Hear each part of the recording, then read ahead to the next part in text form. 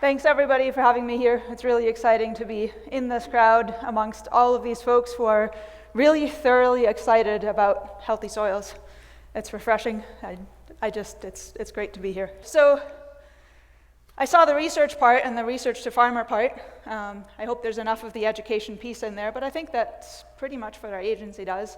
I want to tell you a bit of what NRCS is doing right now along the lines of the science of soil health and how we make progress on the path from research to actually getting it implemented. So our agency works at multiple levels. We've, over the last now 5, almost 6 years, been driving a soil health awareness campaign, Unlock the Secrets. There's a lot of materials online. We work a lot on soil health training and technical assistance with the farmer, with the service providers, and we're working on the science of soil health and how do we take that to implementation sort of at the national level. So I don't need to read the definition, but just wanted to at least put it up there. Our agency is really uniquely positioned to help move this forward along with everybody because we've been in this realm for so long, since the Dust Bowl. We may have talked about it differently. It was conservation, it's been soil quality, all those terms are still out there. In a way, they can all be the same, maybe, but there's a lot of opportunities to move things forward to adoption. So some of the activities. One really important piece is there's kind of been a fundamental shift in the way that we can communicate about what we're doing as an agency. We used to be very much focused on erosion because that's where we came from. The Dust Bowl, what we were seeing was that symptom of erosion. Well, that's a symptom of poor health in our soils. We had degraded them to rock bottom. So we're going from that kind of approach of really focusing on that symptom to management systems, full conservation planning that develops systems, soil health management systems that look at that whole interaction, that agroecosystem, the biology, the ecology of the soil, and really managing for that. So we've managed to raise awareness. We've expanded adoption, we're addressing knowledge gaps, we're getting a lot of awareness out there, we've gotten a lot of questions, a lot of really hard questions. We've stimulated discussion, and that discussion has been pretty heated at times, and I'd like to say that's a good thing. So we know a lot of where the gaps are now, and with that predicted demand, realizing that there's more of that customer demand for systems-adapted soil health management rather than just practices, bringing them together. How do we adapt them to each other, to the soil, to the climate, to the production system of each individual producer? With that demand, that's kind of where development of the Soil Health Division came into the picture. The agency realized that we needed to put more emphasis behind that at the national level. So I came on board in 2014. We've made a lot of advancements at the agency level. We're working across the agency, trying to make use of all of our technical staff that we have and really bringing that together. And we're making a lot of progress. We started with a lot of awareness building. We got a lot of information into the media, videos, case studies, demonstrations, all of that. But we're moving beyond that. We established principles of soil health, and we recently revised them a bit because one of the things we realized is the basic principles we need to put out there, they need to be simple, they need to be understandable to everybody, they need to get everybody started, and they need to be applicable across the nation. So at this point, the way we communicate our 4 principles as that first step in communication is that we maximize living roots and we maximize diversity because that's what feeds our livestock that are below the ground, that are those microbes. We minimize disturbance and maximize cover because that's what protects their habitat. And that's a simple way to start the message that really you could argue applies everywhere. Whether it's on range, whether it's in forests, whether it's on cropland, whether it's south, west, east, wherever it may be, lots of rain, low rain, but it doesn't give you the recipe. It doesn't give you the, what does Jimmy Emmons do when he's in a drought? What does a Vermont farmer in northern Vermont on clay soils do when they've got too much manure? This isn't going to get them there, but it gets the conversation started. And then we need to bring everybody in to say, okay, what exactly do we do? How do we implement these practices, these basic principles? How do we implement them on your farm? How do we get there? The goal is this win-win regenerative soil health management systems. And we're hoping that they become commonplace on America's working land, the new conventional agriculture. And you see here, sometimes you've probably seen the reverse of the spiral, the downward spiral, how we get to degradation. We need to build it back up, and you'll see the principles right there at the bottom. Reduced disturbance, more rooting, higher diversity, greater surface cover. That builds that system. That causes that regenerative spiral where we get to results like what Jimmy is seeing, where even in a drought, he's got plants growing and his neighbor doesn't. How do we get there? Well, within the agency, we actually have managed to require our 3-day soil health course for certification for conservation planning. So nationwide right now, our team is quite busy. I would say our staff, almost every week, there's at least one course, if not, there was one week when I think we had 7 courses going at the same time across the region, across the country, teaching this 3-day course to our conservation planners and partners to at least get them all on the same page about the basics. So things from the basic concepts and management principles to planning and implementation. How do you really get it on the ground? What are some common barriers? How do we get folks past that? How do we build these networks? In-field experience. You could go anywhere in the country and find degraded soils, but not everybody has the opportunity to see healthy soils. And so one of the things we try to do with these courses is we put them in places where there are those innovative farmers that can really show what a healthy soil looks like and talk about what it took to get there. What issues did they have? What problems did they encounter? What did they have to tweak their equipment with? What do they have to buy or not buy? Who do they work with? Who did they learn from? What questions do they get? And so we get our planners really talking with these producers and learning at that level.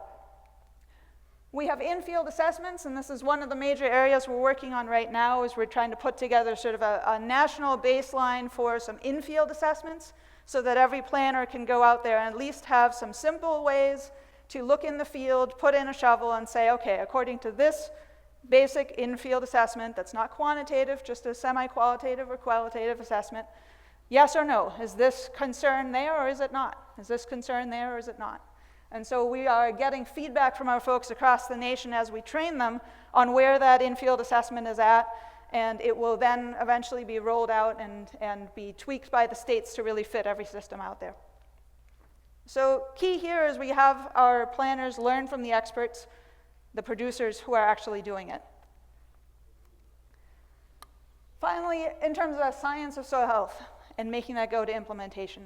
This is something we started on that effort when I first came to NRCS, and the project, the efforts have gone through a lot of iterations. There's a lot more folks involved now within NRCS than there were to begin with. There's a lot more partners that really have the opportunity to come on board. I would say, we've got a framework built that's kind of these components here, and there's a lot of opportunity for involvement. That framework consists of kind of four basic items. One is evaluating and leveraging the existing science, and that's really across the board. Everybody can get involved in that, and we're just kind of trying to put a framework around that. We've started with sort of the review of the literature for indicators and measures, and that was started as part of the Soil Renaissance. There's been a lot of efforts going on across these groups. The same Soil Renaissance effort that has led to the metrics that were for the FAR project that Soil Health Institute is using. It's the same metrics that are also in the efforts that we've done, and I'll talk a little more about that in a moment. So literature review, how do we assess soil health? How do we implement soil health? What's working, what's not working? Pooling that data. Existing projects, how do we pool those data?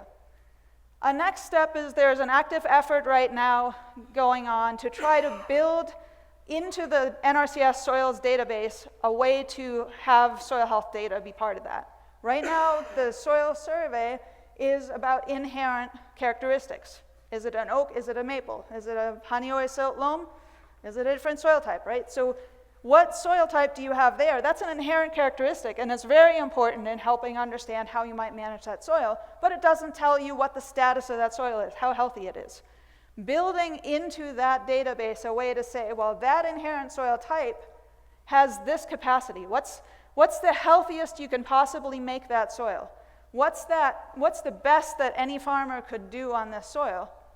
How do we measure that? How do we interpret the values that come out of measures that we put out there so that we can tell somebody, yeah, you're doing about as good as we think we can do right now, or, wow, you've got a long ways to go. Here are some farmers that are doing better that you could learn from. Anything like that. We need to have a database that starts that process so that we can have that interpretation. So we're starting to work on how that might look. And again, there's a lot of opportunities to work across partners to make that happen, because I don't think that every organization should have its own database. Really, ideally, everybody would get together and put data into one database. And so it's a work in progress, and there's a lot that we can do there. Monitoring soil health on representative benchmark sites, right? So there are various efforts going on across the country that are monitoring where we're at and where we're going with the management practices. We're making use of some of the funds and some of the partners and efforts that are ongoing and Soil Survey to start on some of those data points. And again, that's a collaborative process that can move forward in the future. Finally, a big goal, and we're probably the least far on that one, developing soil health management decision tools and a citizen science portal, right? So not only is there a database that say NRCS feeds into, but a database that other partners and citizen scientists can move into, can contribute to, and having that be available. This is a goal that is there that would really help, because there's a lot of farmers doing amazing things, doing creative, innovative work on their farms. And if we have measures that everybody agrees to that are a minimum data set, add anything else to it that might be needed, it could all be part of the same data set. It could help us interpret, right? So how do we get there? Well, there's a lot of opportunity for collaboration, but this is the goal. So in terms of measures, this is one of the first pieces that we started out on. Back when I came on board, Soil Renaissance was active. That was one of the things that we had identified as a key need. So we need to have a standardized way to measure things. And just to talk a bit more about what some of the goals are, you've heard about measures, you've heard about some of what's being selected. Some of the goals are, if you have standardized soil health measures, that enables nationwide data sharing. That makes it possible to come to faster, better interpretation, because the biggest gap to us being able to say, like for pH, your pH is low, add this much lime, you'll be good, right? I mean, that's an outcome-based measure. We know what the outcome is we're looking for. We know that there's an economic return. We know what to say. That's kind of the gold standard. Well, we're not there yet with soil health measures. But to get there, we need to have everybody feeding into the same effort.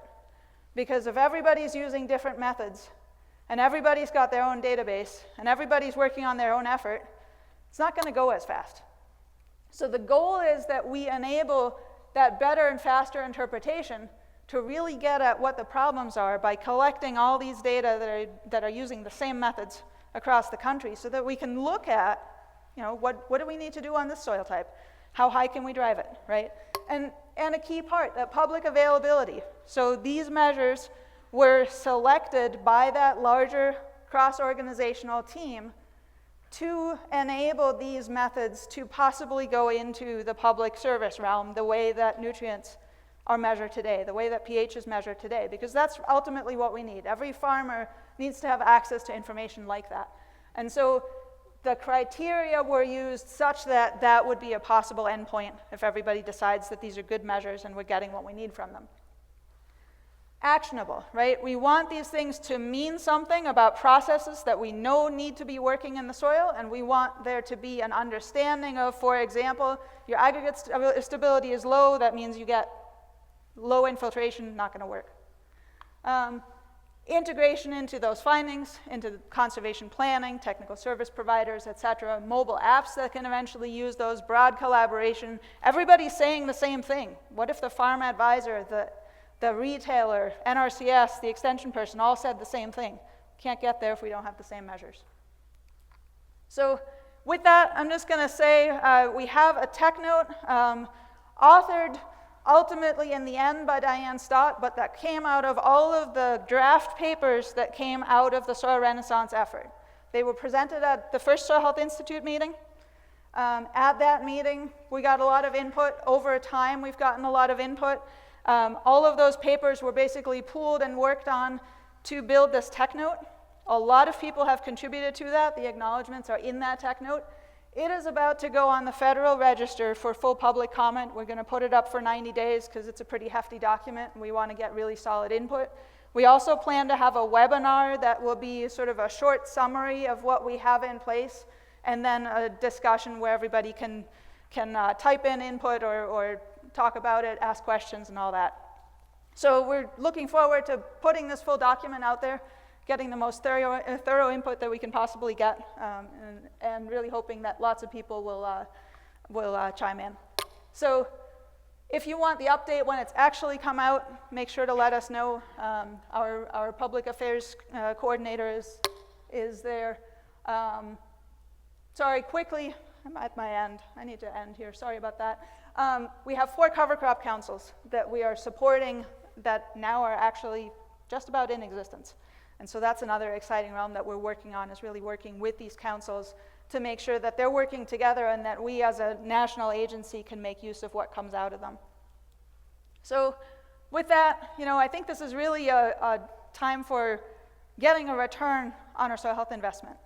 Everybody can benefit from this. There's a lot of benefits that we can see. So thank you very much. Sorry I went over time, and look forward to more questions and discussion.